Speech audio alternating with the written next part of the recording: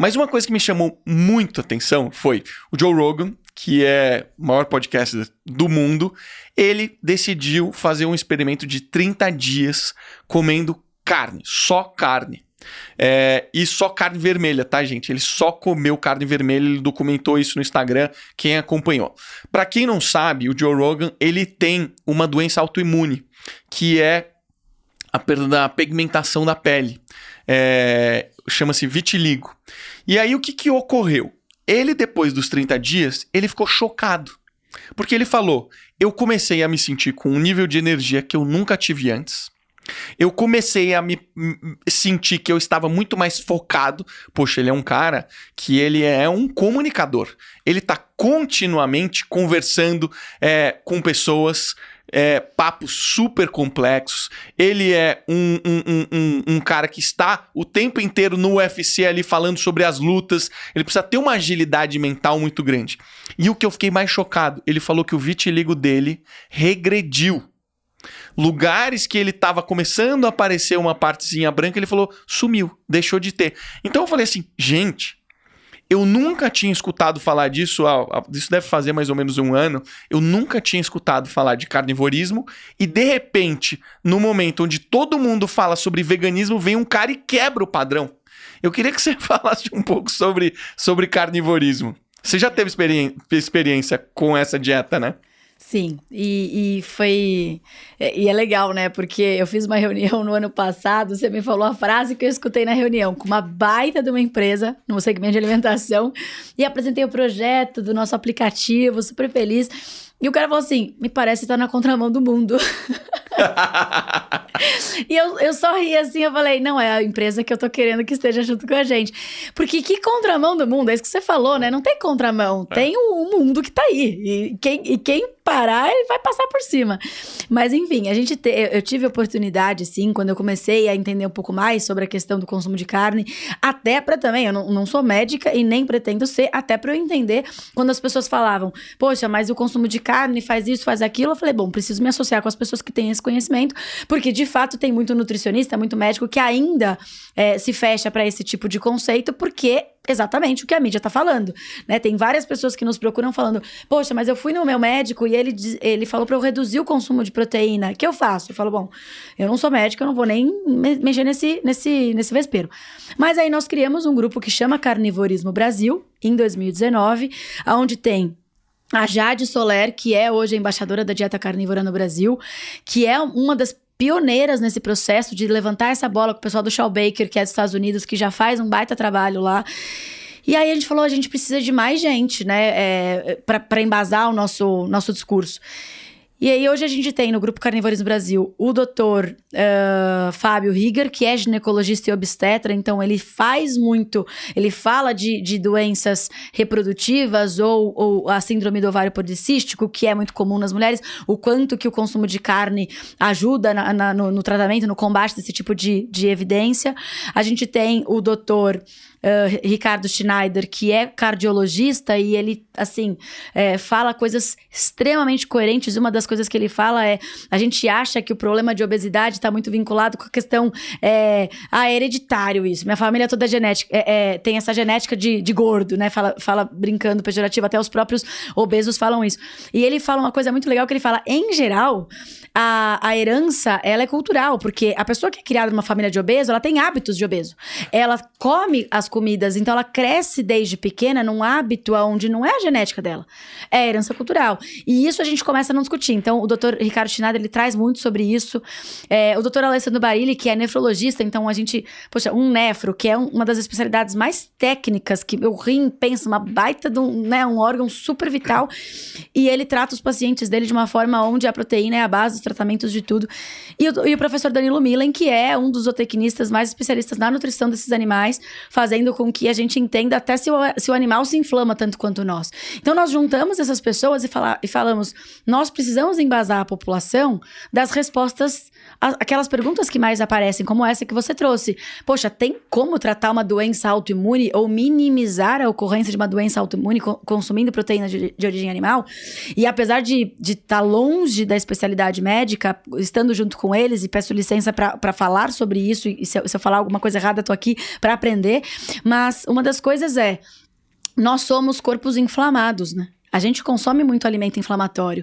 E todas as doenças adoram um ambiente de inflamação. Quando a gente tira o alimento que nos inflama, que em geral, carboidratos de farinha branca, né, produtos, açúcares, né, nem se fala, a gente diminui a inflamação. A doença, sem inflamação, tende a se regredir, sei lá se assim fala.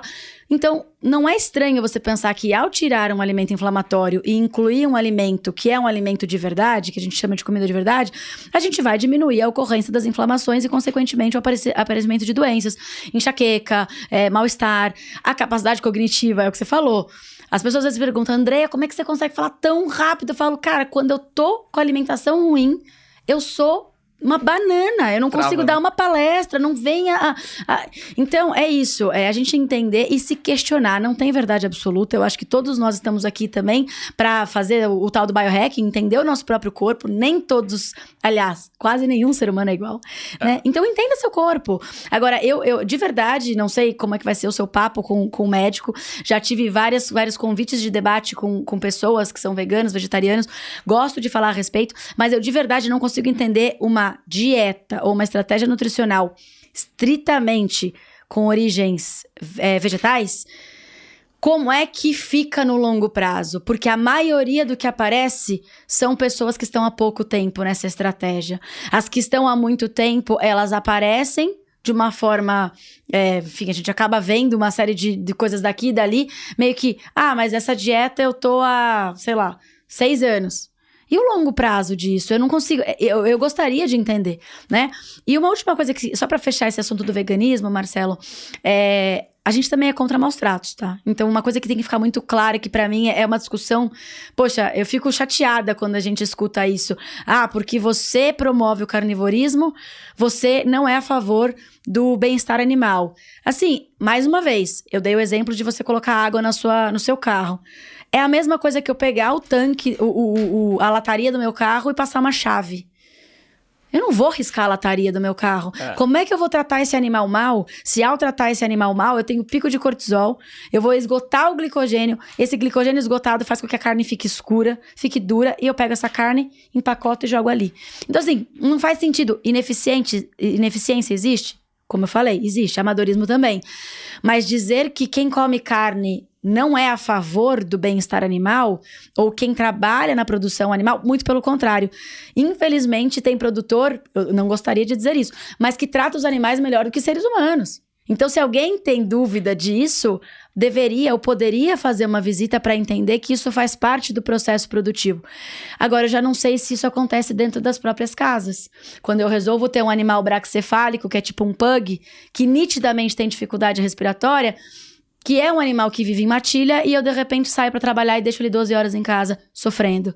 Então, esse tipo de questionamento me deixa muito chateada, pensando assim, poxa, tá longe das pessoas entenderem o que de fato é feito dentro da produção.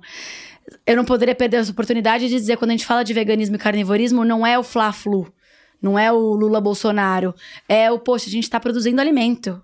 Que é profissão mais... de motivo de orgulho, né, da gente estar produzindo alimento e fazendo isso, aprendendo e errando e voltando, indo pra cá e pra lá com pesquisa, sem incentivo à pesquisa, que fique claro. Então, eu acho que vale a gente pensar por a monoconsciência e entender, quando a gente levanta uma bandeira, que a gente levante como você falou, entendendo qual bandeira é essa e o que eu vou fazer pra essa bandeira ser levantada com a minha haste.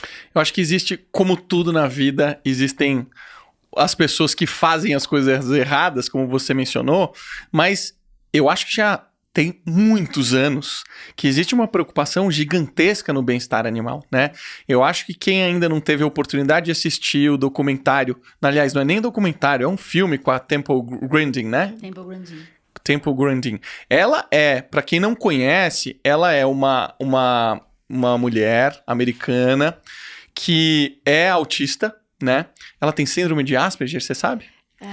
Ela tá dentro do espectro autista, não Ela sei é exatamente autista, qual não sei que é o autismo dela, não é um autismo absurdo, ela tem uma capacidade cognitiva absurda Super e ela sensível. tem uma sensibilidade animal gigantesca. E ela trouxe inovações para o mercado que foram, que mudaram a indústria até hoje. A forma como o animal hoje é conduzido durante o processo de engorda, durante o processo de abate, foi todo repensado por ela para poder trazer o conforto para o animal, né? Exatamente. E o que ela fez foi algo que a gente não faz, que foi observar. A gente não tem a habilidade, ou pelo menos a percepção e a sensibilidade que você bem trouxe, de observar e de repente, poxa, eu sei que o seu cão gosta de dormir desse lado por conta de alguma razão. Tá, deixa eu tentar mimicar, a gente fala muito esse termo, né? Mimicar a natureza. O que ela fez? Ela mimicou a natureza e trouxe para os termos produtivos. Então, poxa, se o animal não tá habituado a andar em linha reta na natureza, por que que o meu brete é reto? Se pro animal fazer curva é mais soft, é mais gostoso, é mais natural. Porque se o animal não gosta de um movimento brusco, uma sombra, ele não tem a visão do mesmo jeito que a gente acha que ele tem, por que que eu vou colocar um ralo no tronco pra ele ter que... Tronco, né? A gente fala no curral ali, pra ele ter que pular esse ralo, se não é natural ter um ralo no pasto. Tem um ralo no pasto. Por que que eu faço isso? Então, em geral, que é o que acontece muito no mercado feminino, né? Você é homem, eu posso falar que talvez você já tenha sentido isso. Tem muitos produtos pra mulher que é desenvolvido por homem. E eu falo, cara, não tem como o boi desenvolver o brete dele, mas a gente pode observar o animal e falar o que que o animal sente mais confortável. Ele gosta de deitar na sombra? Por que que eu não tenho sombra no meu pasto? Porque as pessoas pensam em bem-estar animal muito mais uma questão mais agressiva, né? De porrada, de não sei o quê. Mas bem-estar é ter minimamente árvore no pasto pro animal deitar no meio-dia no Mato Grosso. Isso é bem-estar animal. Ter um lugar com água limpa. Água limpa, isso é bem-estar animal. Então a gente pensa naquela coisa catastrófica de frigorífico, aqueles vídeos super sensacionalistas de... Gente, mas vai numa escola de periferia pra ver se não vai ter maus tratos de seres humanos. Exato. Então é mais ou menos isso. O bem-estar animal a gente tem evoluído muito e o Brasil hoje ele dá show. Agora, mais uma vez, não podemos esquecer, a gente precisa educar os produtores, sejam eles pequenos, médios ou grandes.